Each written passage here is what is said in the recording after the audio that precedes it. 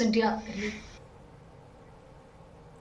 और इसी मुद्दे पर हमारी संवाददाता आंचल यादव ने ही डिफेंस एक्सपर्ट पीके सहगल से भी बातचीत की है। आइए सुनते हैं।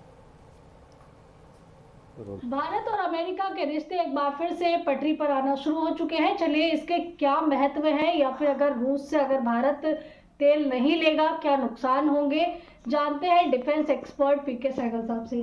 सहगल साहब, जिस तरीके से भारत और अमेरिका के बीच में ये ट्रेड शुरू होने जा रहा है, 18% टैरिफ पर अब अमेरिका आ चुका है, हालांकि ऑफिशियली अभी डॉक्यूमेंटेशन होना बाकी है।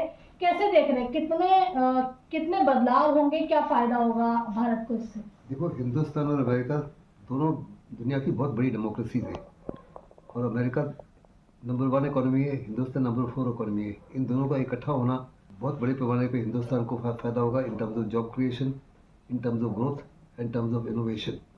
और साथ ही साथ बहुत बड़ा फायदा है कि हिंदुस्तान से फॉरेन इन्वेस्टर्स जो है पैसा पुल आउट कर रहे थे।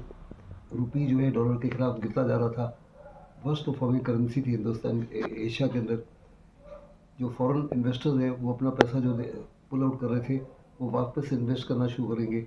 इसमें स्टॉक मार्केट में उछाल होगा, हिंदुस्तान में इनोवेशन बढ़ेगा, हिंदुस्तान में ग्रोथ बढ़ेगा। फिर हिंदुस्तान का जो है ट्रेड है अभी ज़्यादा कंपेटिटिव हो गया vis-a-vis चाइना। चाइना के ऊपर 37% टैक्स है, हिंदुस्तान के ऊपर 18% हो गया है। और हिंदुस्तान के मेजर कंपेटिटर्स जो थे वो थे इंडोनेशिया, वियतनाम, पाकिस्तान, बांग्लादेश। इन सब के ऊपर हिंदुस्तान से ज़्यादा अभी है।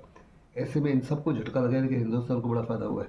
लेकिन ट्रंप साफ तौर पे कह रहे हैं कि हिंदुस्तान ने $500 बिलियन वर्थ हो उनसे ऑयल खरीदेगा, एनर्जी खरीदेगा, टेक्नोलॉजी लेगा और एग्रीकल्चर प्रोडक्ट लेगा। और साथ में उसने कहा कि हम हिंदुस्तान रशिया से ऑयल नहीं खरीदेगा।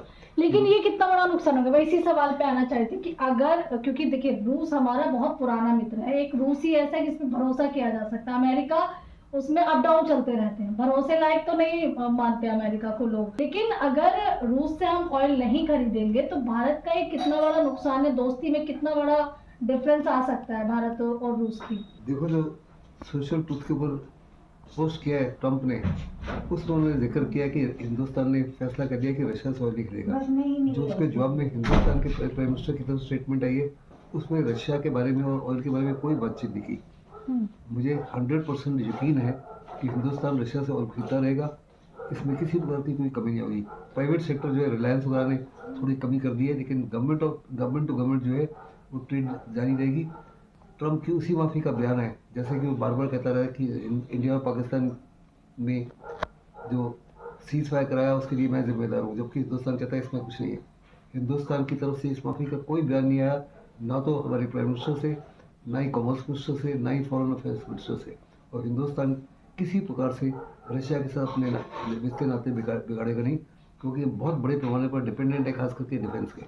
अगर ऐसा भारत नहीं करता है तो फिर ट्रंप का क्या रुख होगा? ट्रंप साफ तौर पे जानते हैं कि अमेरिका के हित में हिंदुस्तान के साथ अच्छे दोस्ताना रिश्ते।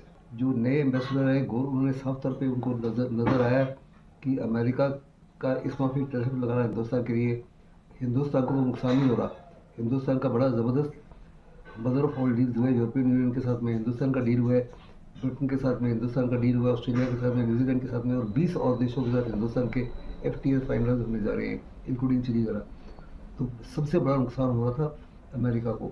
चलिए, धन्यवाद। तो दिखे यहाँ पर आप डिफेंस एक्सपर्ट पीके सहगल साहब को सुन रहे थे। कैमरा सर आपके साथ में आंचल यादव, न्यूज़ इंडिया दिल्ली।